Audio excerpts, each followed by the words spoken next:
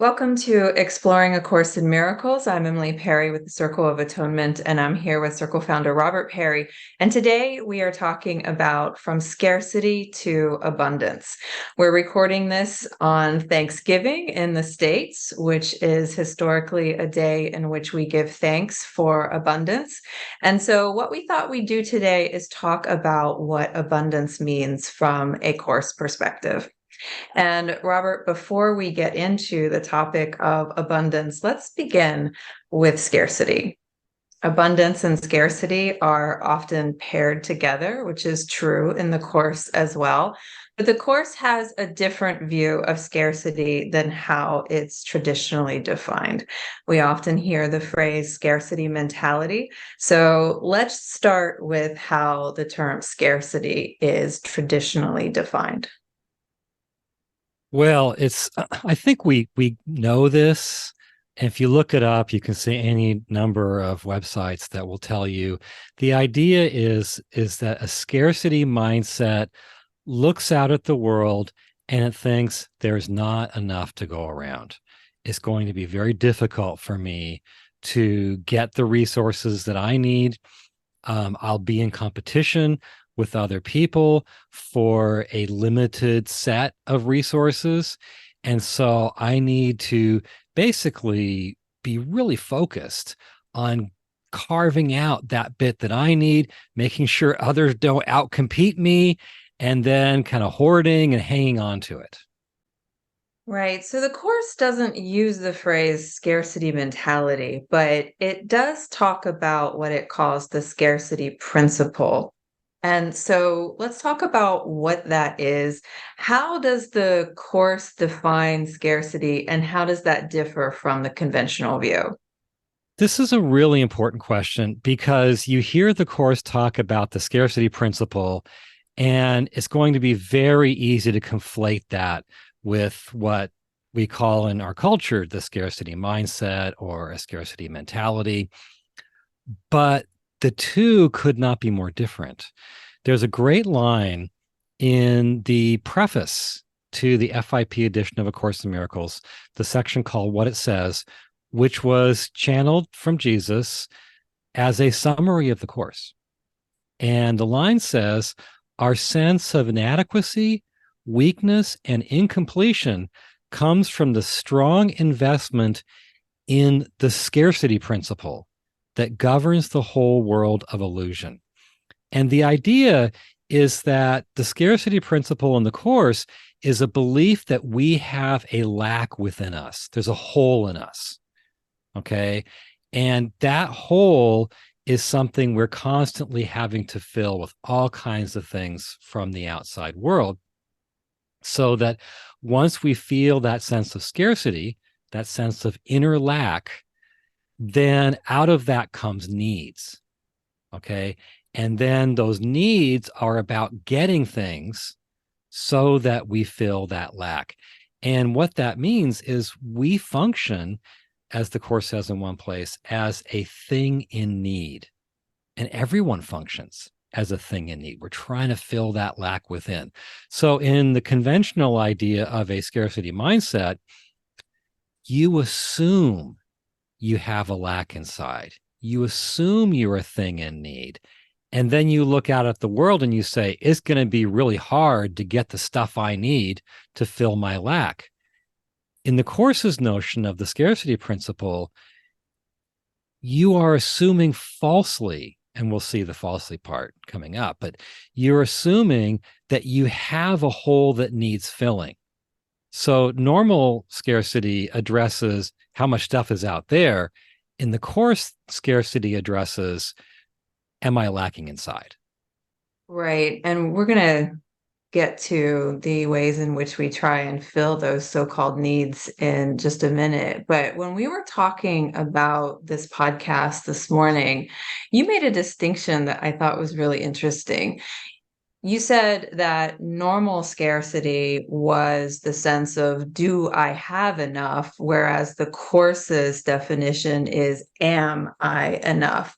And I challenged you on that, basically saying, well, isn't do I have enough just another way of saying, am I enough?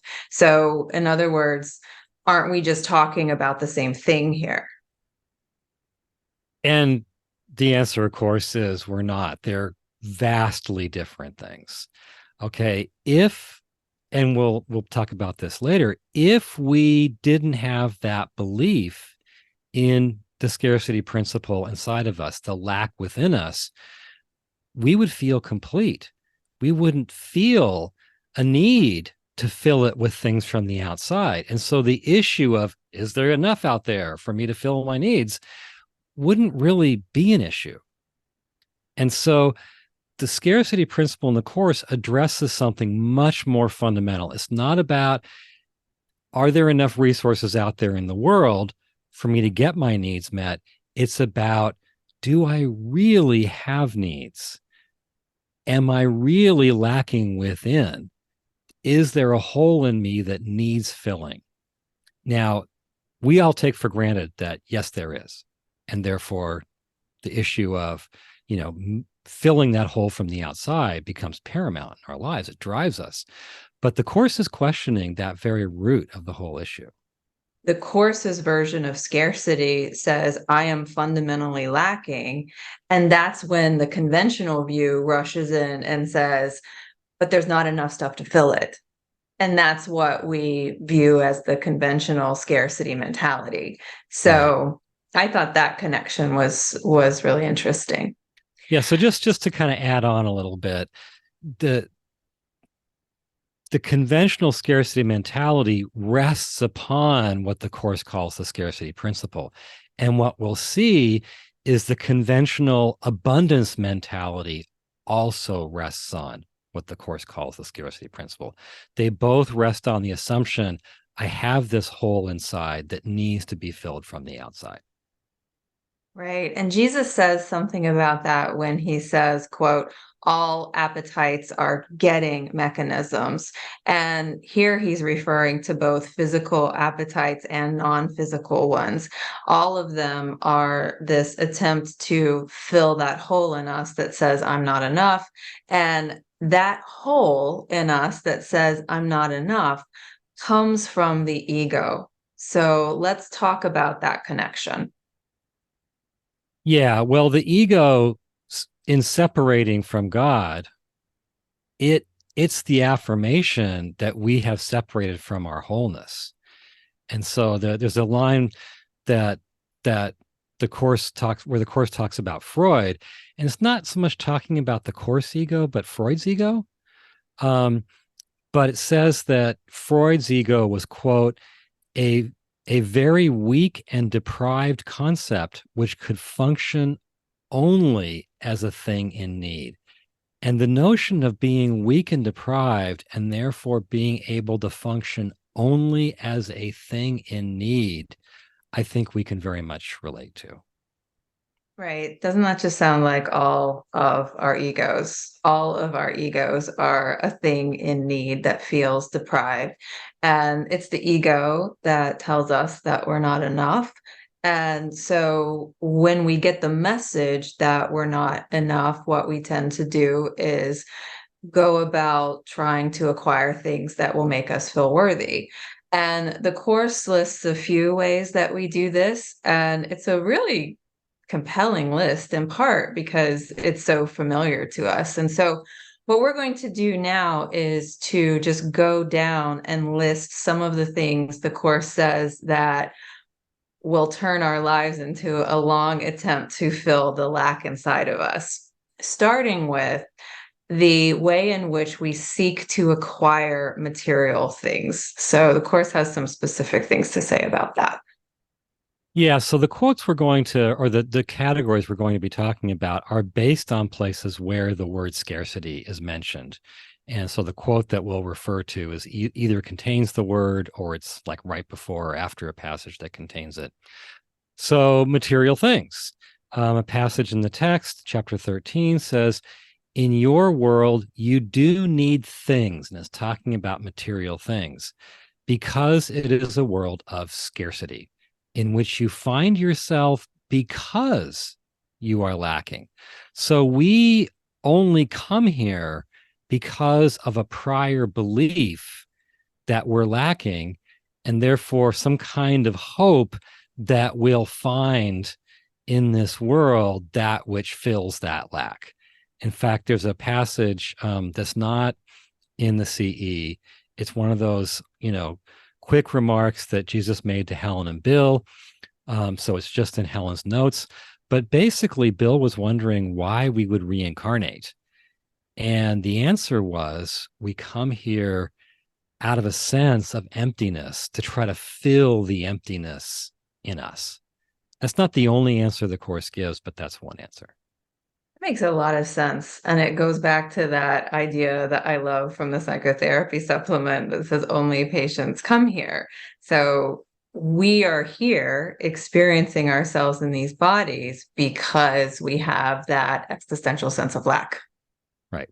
Yeah. Yeah. So another way that the Course talks about us proceeding to fill this sense of lack in us is praying for external things. And in the Song of Prayer, there's an image of a ladder of prayer where we start at the bottom and we make our way up to the direct union with God through various forms of prayer. And it's very telling that the bottom of the ladder of the Song of Prayer is asking for things.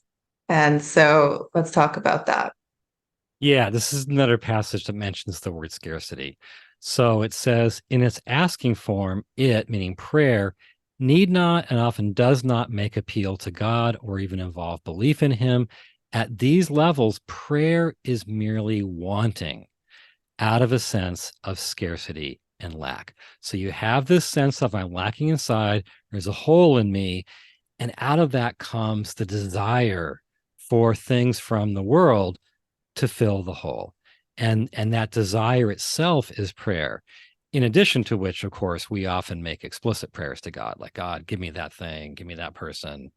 Along that line, I feel like this next one is geared more towards Helen personally, but it's certainly something that we can all relate to. It's trying to fill the lack within us through shopping. Now, I'm sure only Helen had an issue with shopping, but she was mad at her husband Louis for losing the checkbook and the bank book.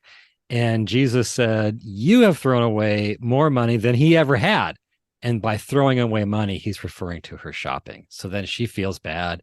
She says, I asked for forgiveness for having thrown away all that money. But he said, so Jesus comes back and says, it's all right. You lived in scarcity then, but now you are forgiven. So you live in abundance. There is no longer any need to throw anything away, meaning throw away money on shopping to fill the scarcity, or to want for anything either. So when he said you lived in scarcity, he does not mean you just didn't think there was enough to go around for everyone.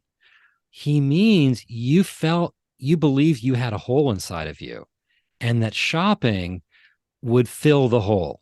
You'd get that great outfit, you get that great appliance, right? And these things would go into the hole, fill it up. And so, yeah, I mean, consumerism.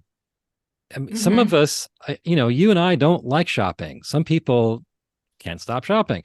But I think most everyone has this like, yeah, I kind of want to get that. I want to get that, right? To fill the hole. Well, I imagine that there are people listening who are thinking, and what's wrong with that? If I know that my sense of worth doesn't come from what I just bought at Macy's yesterday, then isn't it okay to go out and get some things that make me temporarily happy? What's wrong with that? Well, I mean, we all need a certain number of things to support a human existence. If we don't have anything, including food and water, we don't last long. Um, but it's the sense that these things complete me, right? Or make me a little more complete. And what we're going to see is rather than filling the hole in us, it deepens the hole. It affirms that it's really there.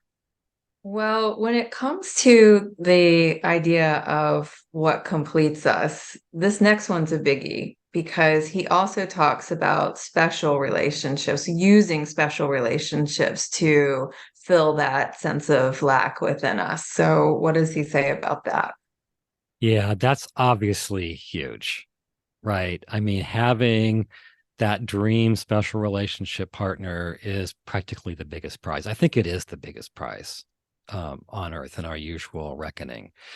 And going back to that, what it says section in the preface of the FIP edition, following on to that comment about the scarcity principle, he says, from that point of view, the point of view of the scarcity principle, we seek in others what we feel is wanting in ourselves. We quote unquote love another in order to get something ourselves. That, in fact, is what passes for love in the dream world.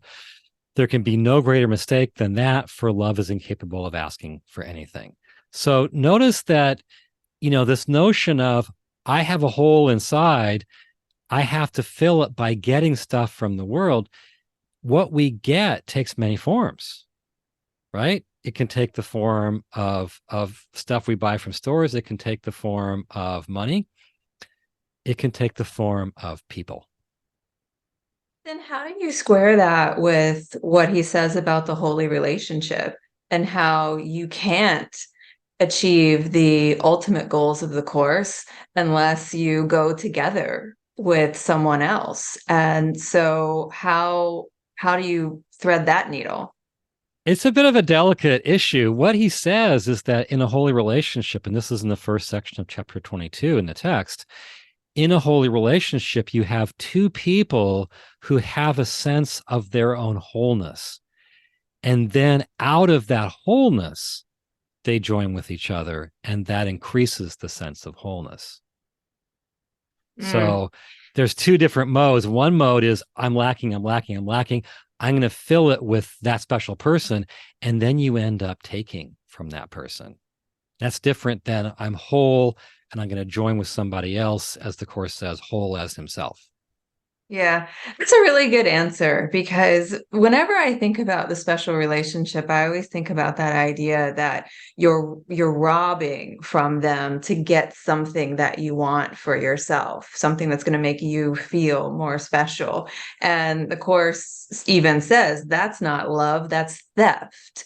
And so it does feel like a good distinction to make between special and holy is if you're trying to like take something from someone else, then that's special. If you're trying to give out of a sense of abundance and grow together out of a sense of purpose, then that's holy. And maybe we Yeah. can use that to make that distinction in our mind.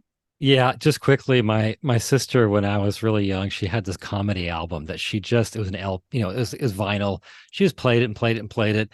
And the comedian, um, and I'm like 9, I have no idea what he's talking about. But he says there are times when you roll over and you look at your spouse and you say, "You parasite." And it just sounded funny. I didn't even really quite understand what he was talking about. But we get, after enough exposure to somebody, we get, oh my gosh, they're taking from me. It's not very flattering to spouses, but we'll move on. The Course also says, this is another biggie. The Course also says that filling our sense of lack is also the root cause of overeating. And this reference to overeating in the Course is one of those things that was removed in the original publication, but was restored in the complete and annotated edition of the Course. There's a line that says, scarcity leads to overeating and other false drives. Abundance eliminates these. And this one I feel particularly connected to, like so many women. I had an eating disorder. Mine was in college. I had binge eating disorder. And anyone who's been through that knows that you're just eating to fill a hole. It's very much like addictive drinking or addictive drug use in that regard, where there's this real self-destructive nature to it. You feel the sense of lack, you eat to fill the hole, it doesn't work. And so you repeat the behavior, and it just kind of is a spiral that gets worse and worse and worse. And so what do you want to say about overeating as a way to fill that sense of lack in us? Well, first of all, what a great line. Scarcity, the sense that you're lacking inside, leads to overeating and other false drives. So overeat is one example of what he calls apparently a number of false drives. And I think we can see this. This is not mysterious. There's a sense that physical food can fill that incompleteness, that hole within us. And it's fundamentally no different from all the other things that we've discussed. We have many, many, many ways of getting from the world to fill the hole in us. And what they have in common is they don't work. I think what they also have in common is that they give us some temporary physical hit, some lift that ultimately subsides because it's not real.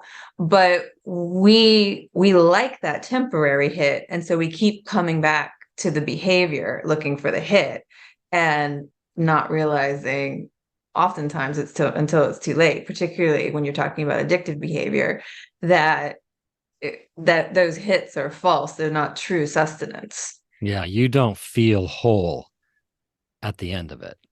Yeah. And also, just as a bit of an aside, this is so classic with the kind of things that were removed from the original publication, this reference to overeating, because one of the hallmarks of content that was removed was just things that you could point to in the world. However, overeating, eating disorders are a huge problem. And so, wouldn't you want to know what he has to say about them and Yeah. what we're trying to achieve through those behaviors and how we can get out of them? It felt so good to restore that line. It speaks to so many of us. I mean, I even if bet. you don't have a real problem, most of us overeat, let's face it. One thing that we didn't include because it was directed specifically at Helen was he said that scarcity also leads to false pregnancy notions. And at that time, she was wondering, apparently, if she was pregnant. And what he said was that she had those thoughts because something in her wanted to fill the lack inside of her with a baby. Well, there you go. I think, first of all, that's surprising because Helen was like 56 I when the know. course started I to come know. through. Yeah. So there's that. But beyond There's no that, detail given. I don't know what was going on there. who, well, again, this is something that I think women can relate to, and men as well, but that idea that I will be complete when I'm a mother, I will be complete when I have a child. And it sounds like that's the very kind of false drive that he's talking about. Like if Yeah. you think that you're only complete when you're a parent, then you don't really know what is the source of your completion. Right. Right. Okay. So the course also mentions that we try to fill our sense of lack by giving to get. And this one, I'm just out in all my dirty laundry today, but this one I think shows up particularly in those of us who have abandonment issues. So I very much relate to the we give, we take care of other people so that we become valuable and the other person doesn't leave. And that's a way of fulfilling that sense of lack Yeah. in So it's us. not true giving, It's it's not, it's giving with giving to strings get. attached. And that string reels to you, something that you feel fills the hole inside. Oh yeah. And I see this one in my career, just trying to like find the pebble in the shoe of the boss so that you become the go-to person who solves the problems, and then you become more valuable and therefore you keep your position. And I've seen it in friendships. I've seen it with you. It's a thing, giving to get. So Yeah. Yeah. do you want to It's a say anything total. more about it? And no, I think you've really captured it, but it's a huge part of life.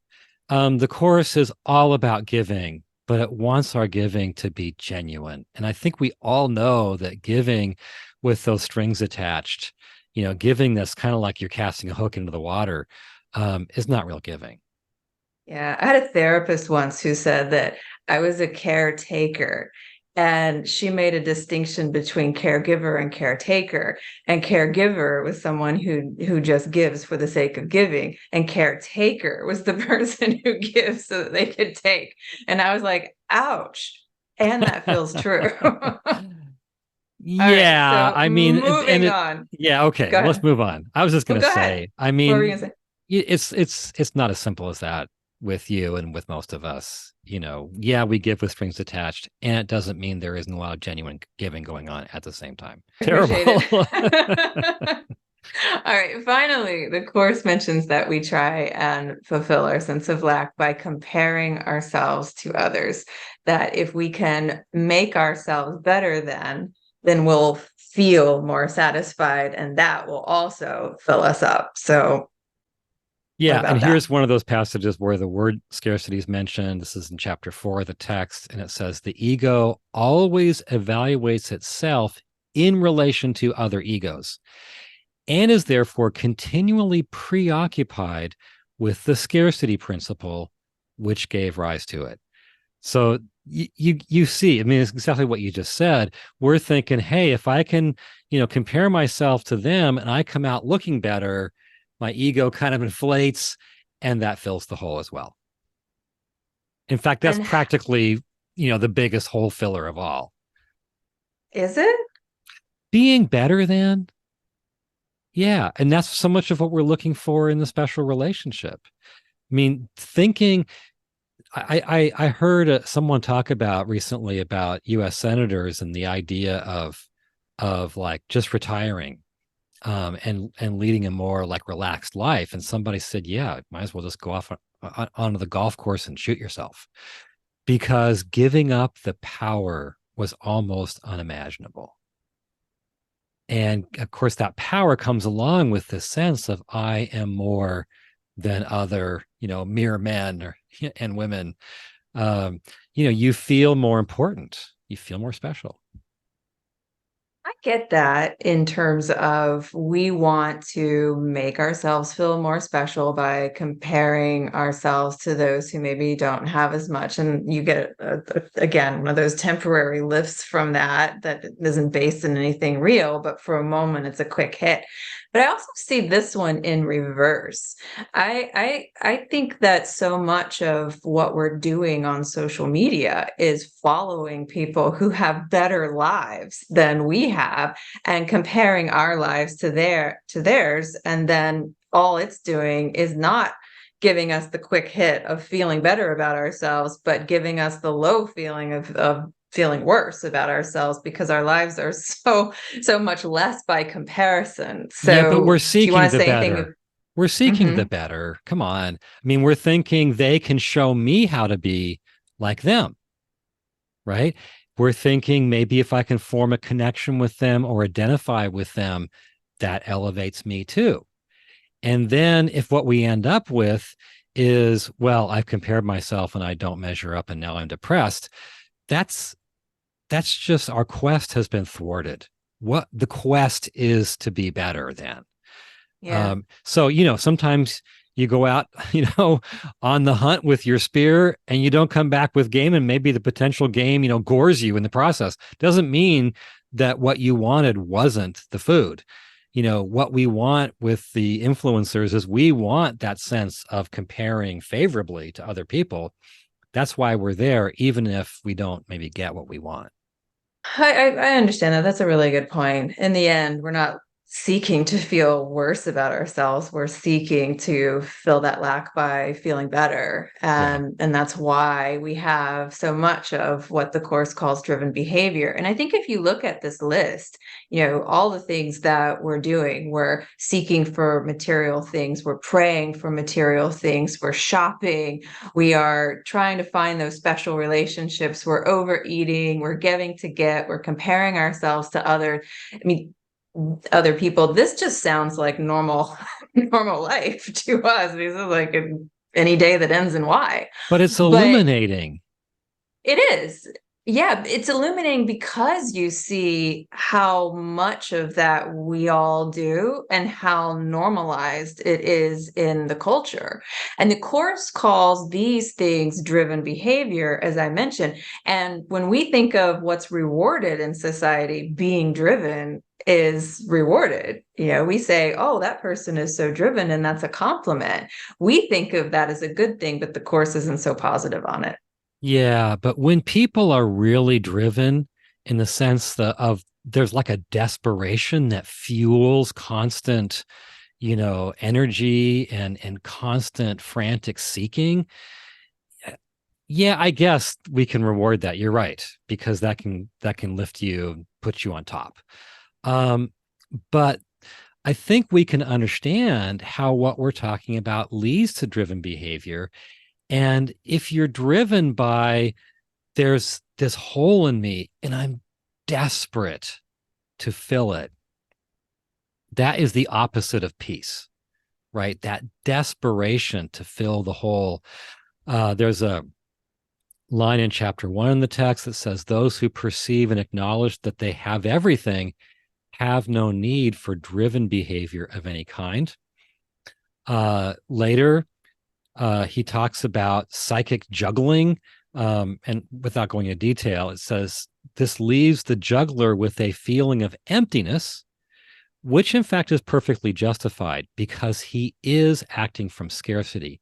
He then becomes more and more driven in his behavior to fill the emptiness. So the notion that you have this yawning pit inside of you, this emptiness, this void, and you become more and more driven to desperately attempt to fill it, that's not a happy existence.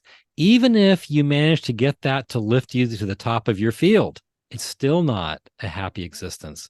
And we associate it with addiction, right? I mean, what we're talking about taken to its extreme is what we call addiction, where it's someone's thinking, I feel desperately lacking, and this thing, this substance, or whatever it is, this activity is the thing that will fill the hole in me. And it doesn't end well. Yeah, and I know we're going to have to move on to the abundance piece of this conversation, but we could have spent the whole hour on scarcity. And I want to ask you for the big punchline Mm-hmm. on the course's version of the scarcity principle. But I'll just say before that if you want to change a behavior, you have to be really honest about looking at it, why you're doing it, admitting that you are doing it. And so many of the things that we've just gone through, we just do almost automatically. We don't know why we're doing them. We're just doing them. We're overeating, for example. We're shopping, trying to run and numb things that we don't want to feel. And so if we're not honest about the fact that we're doing these things, we have these behaviors, then we can't change them. Yeah, exactly. Yeah. I mean, as we're talking, I just feel like so much of life is being illuminated, right? We are functioning as a thing in need. It's all about getting from out there so that we can fill the lack. Yeah. And And maybe the ego is the parasite and not your spouse. Just saying. this is a comedic album my sister owned. I wasn't exactly supporting that view. Go ahead with the Okay. punchline So on the the scarcity big principle. punchline is that we think, well, if I get enough, I'll fill the lack within, right? And what the Course says is the search implies, as you're searching, you're affirming that you are lacking within. And so the search, rather than filling the lack, it affirms the lack. It says the lack is real, the lack is there. And there's a great quote from later in the text where the Course says, seek not outside yourself. The search implies you are not whole within. And so, after all your efforts, even while you've acquired the things, all those efforts have made the mental statement you aren't whole within. That's why you have to go through all this. And if you're fundamentally lacking as a human being, what from the outside is going to change that? I saw this great quote the other day. I think it said, uh, fear is the undergarment of every armor. And I feel like underneath all armor, there's this undergarment of fear, which is why you're wearing the armor.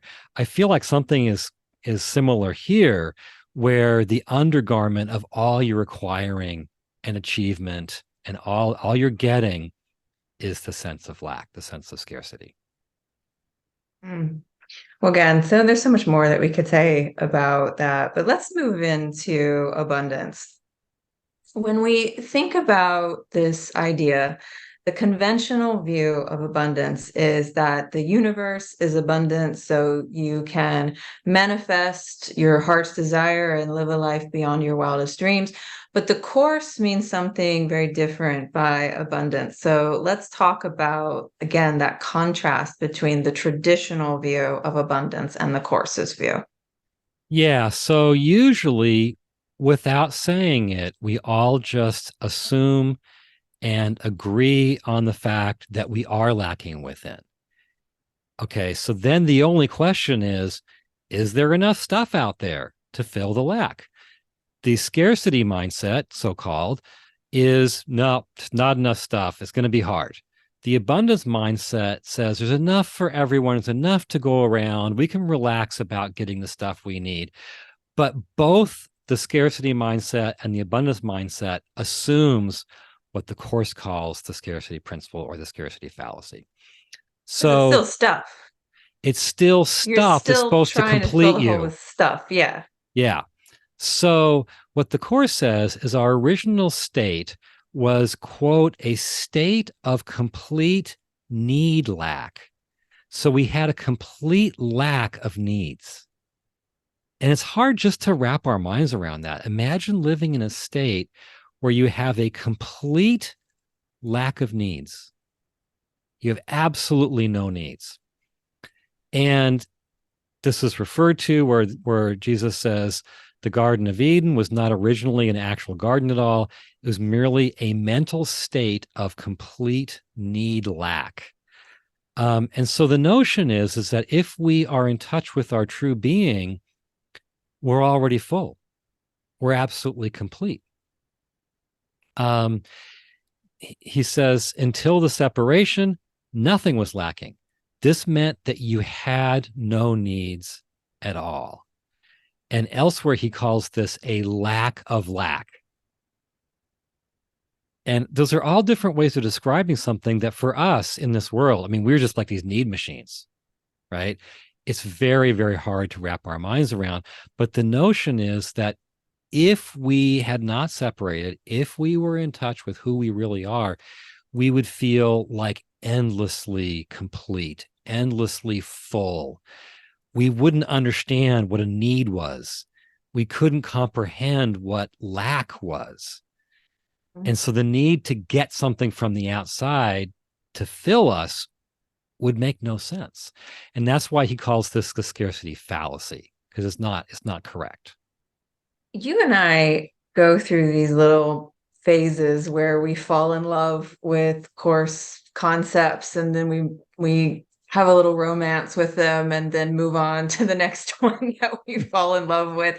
And the one that I've been in love with for a while is our true identity. I keep doing sermons about this in one way or another. I love this idea of I am as God created me. And when we can see ourselves as who we really are in that state of no lack, no need, then how different of a relationship with the world would we have? And we would not be running around doing all of these hyper driven behaviors to try and get things to fill that sense of lack, because we wouldn't even be feeling that sense. Yeah. And We wouldn't be functioning as a thing in need.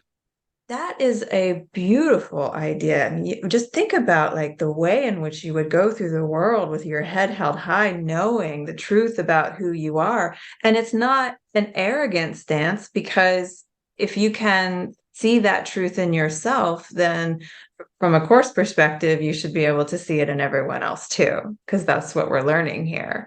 Yeah. And so, again, just a completely different relationship with the world. And before we transition, I should just say that, to make this more real, people do regularly touch this place or something close to this place. Remember, I had a friend who had meditation tapes and went into this profoundly altered state. And as the days and weeks went on, she said, I feel like I just want to, like, she almost felt like she was afraid she was going to walk away from her life and just be with God in the forest. And one of my stories that I know this isn't your favorite story, but the great Indian sage of the last century, Ramana Maharshi, he did as a teen walk away from his life, and he would just spend like practically 24 hours a day lost in God consciousness in this temple on this mountain. Um, Basically feeling no need, all the conventional needs had just dropped away. And so people regularly do touch a place where there's a complete need lack. Along that line, there's this really interesting place in chapter 1 of the text that outlines a process that we go through in filling the sense of lack and identifying with our abundance. And so, can you walk us through that process? That was another idea I fell in love with last year. Yeah, right. I remember. Yeah. No, I think it was this year, early this year. Anyway, Was it early um, this year? Yeah, okay. yeah, yeah. So This so the is so basic good. the basic idea is as we separated, um, we like our needs sort of subdivided, and we acquired many different needs on many different levels. And first, what we do on the way back is we correct that, and we realize, oh, wait, all of these needs, even basic physical needs, are different forms masking the one need. Um, and so slowly we realize, wait, all these different needs are kind of masks covering the one need. And as we realize that we have one lack, which is, and the Course says, separation from God is the only lack you really need to correct, then what happens is all of our energies go into filling the one lack. And he says in the next line, unified need produces unified action. So slowly, all of our action, all of our effort goes into filling the one lack of separation from God. And then we finally realize that one lack was never real. We've never really been separate from God. And then we're home. So we go from many needs to one need. And as we pursue nothing but the one need, we then go from there to no needs. We realize we never had a need. We've always been with God. So it's a really interesting progression.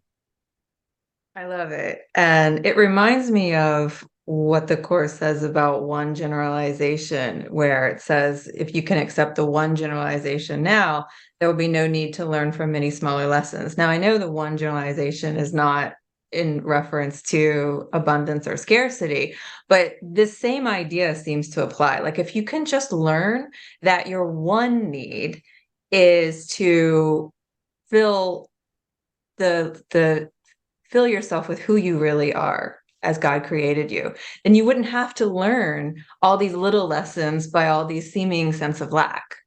Hmm. And so I love that idea, because who wants to learn all these little lessons all the time when we could just learn one big one and apply it to all the little lessons? Yeah, it seems like life is an exercise in just juggling like 600 different needs, right? And you Right. learn skills with each one and you got to like keep them all going. And what the course is talking about is that process kind of slowly changing while you realize, oh, wait, behind each and every one of those is the one lack. And as I pour everything I have into fulfilling that, I realize, oh, that was never real in the first place. And I'm back in that state of lack of lack. Right. So instead of trying to run around saying, I have this lack and this lack and this lack and this lack, you can just say, I have one big lack, and let me go about the business of addressing that. Now, when we were talking about this earlier, this is another area where I was kind of challenging you, because I was saying to you that I was almost wondering if Maslow's hierarchy of needs kind of fits in here somewhere, because if you say to someone who doesn't have physical shelter, for example, that their one need is to restore their sense of unity with God, I'm sure they have some things to say about that. Like, no, really, my one need is to pay the rent. Thanks. So do you see some kind of connection there, where we need to have some physical things taken care of before we can really get into what our spiritual needs are? I think it's maybe not as simple as that, though I do think there's truth in that. If you're desperate just for physical survival, it makes it really hard to put your mind on higher things. So I think we all know that if you're in a terrible situation, then oftentimes that situation has to improve or you have to get out of it before you can like lift your head up and deal with the bigger issues and the more subtle issues in life.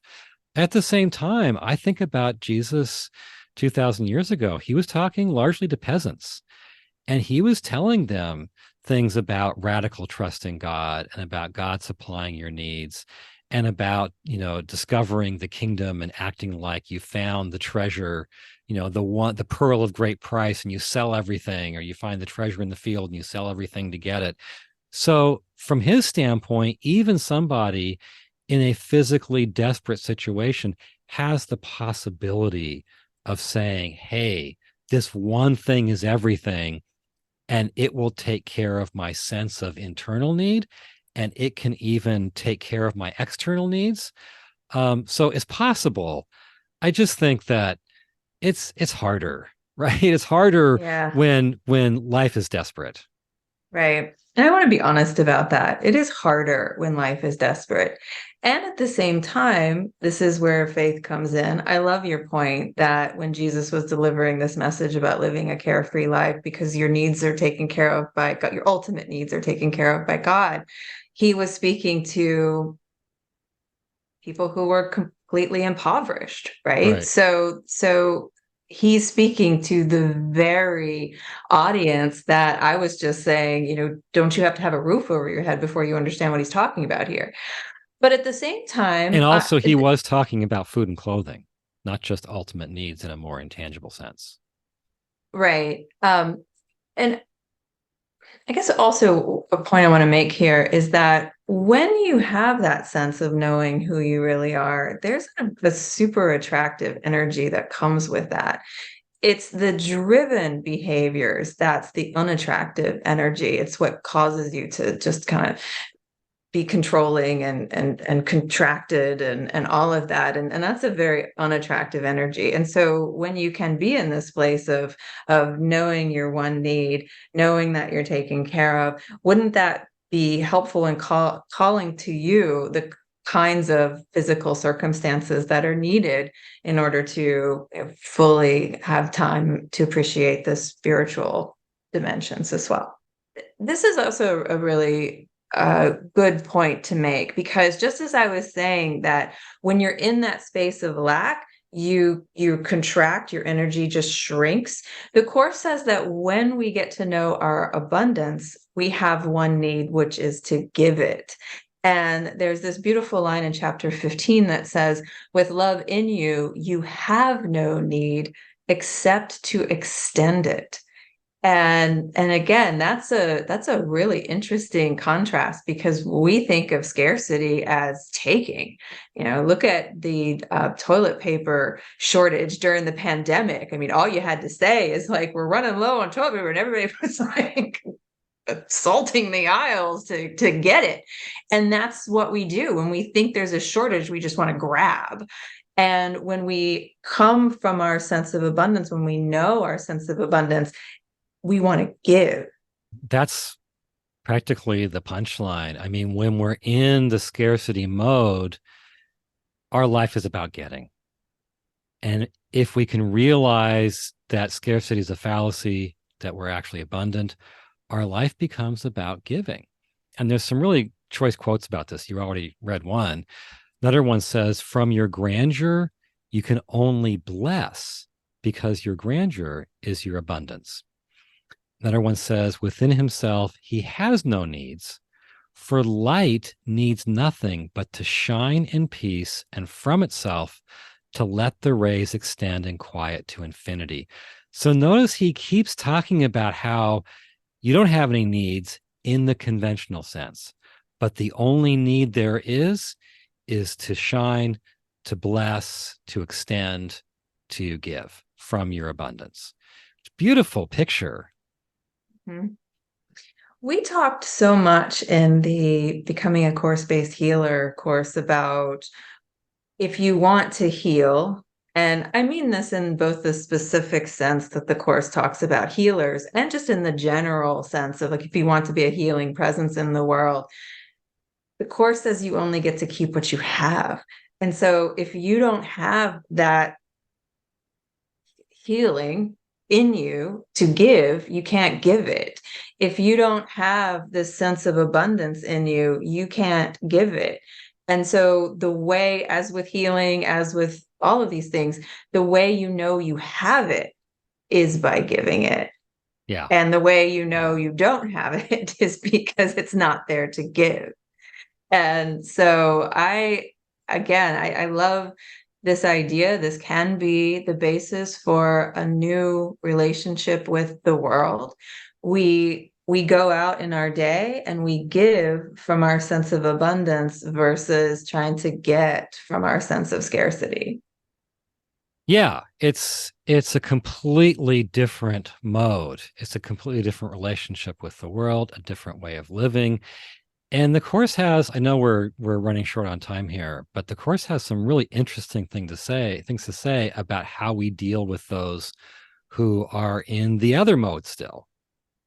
Well, you and I were talking about that, where the Course says that only those who have a real and lasting sense of abundance can be truly charitable. And that line is really powerful. It goes back to this idea of, you can't give what you don't have. So you can't be charitable unless you're in that place of abundance. And you and I both love this line in the Course that says, those who attack are poor, their poverty asks for gifts and not further attack. And so that's a hard thing to practice. If someone's coming at you, the Course wants you to say, oh, you are spiritually poor. That's why you're attacking me. Let me respond by giving you love. That's 180 degrees from how we tend to respond to attack. We normally are like, oh, you're attacking me, let me just attack you right back.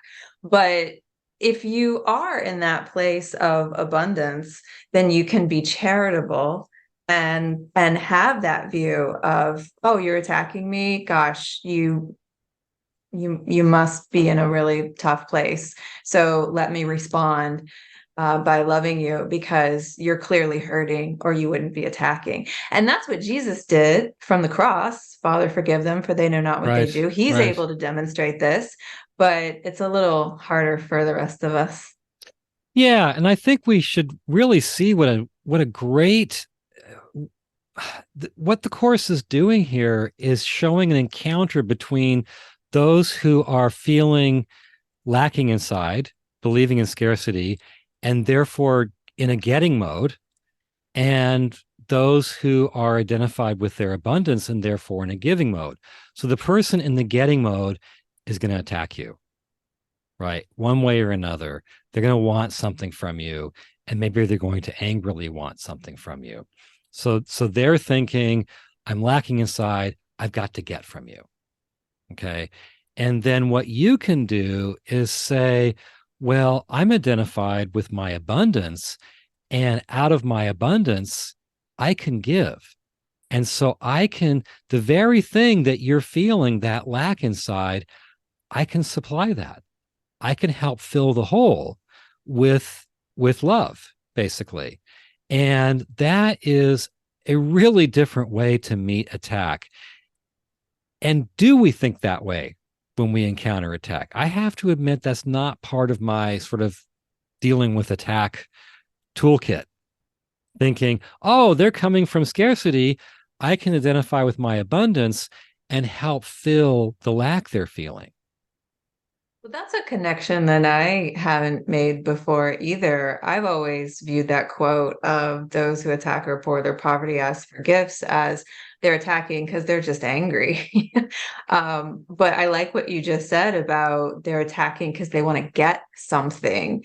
And we can respond to that scarcity mentality, that scarcity principle from a place of abundance. They're attacking because they're trying to get. Well, we can give, maybe not what they're asking for, but we can always give our love, even if we're not giving them the specific thing that they want. Yeah. Yeah, it's a very different mentality for dealing with attack. Okay, it is. Well, we are well past time, so let's go ahead and wrap it up with the big summary of all of this scarcity to abundance put together. So why Okay, don't you so the close us big out? summary we can put in terms of 3 points. The first is about the scarcity principle. When we believe we're lacking within, we function as a thing in need. Our lives become about getting to fill that lack. Okay. But we never fill it. We just reinforce its reality. Number two, the abundance of our true nature. Scarcity is just a false belief. It's not the truth about us. We can identify with and experience the abundance that is an inherent part of our being. And then we won't need to do all the getting. And in fact, that leads us to point three. When we experience that abundance, even to a certain degree, then our natural mode goes from getting to giving. When we know our abundance, our normal needs drop away, and we have only one need, which is to give. So, what this journey from scarcity to abundance is one in which we completely switch the mode in which we live. We completely transform our relationship with the world. Rather than getting from a sense of lack, we give from a sense of abundance. And of course, that giving then reinforces the abundance within us, just as the getting reinforced the scarcity within us. Beautiful teaching. Incredible ideas that hopefully we'll all take in and carry forward in our lives. Robert, thank you for another great conversation. And thank you to everyone who has joined us live. If you're listening or watching and you'd like to join us for our live recordings of Exploring A Course in Miracles podcast, you're welcome to go to community.circleofa.org, sign up for our free community, and you'll find the links there. Thank you so much for joining us, and we'll see you next time.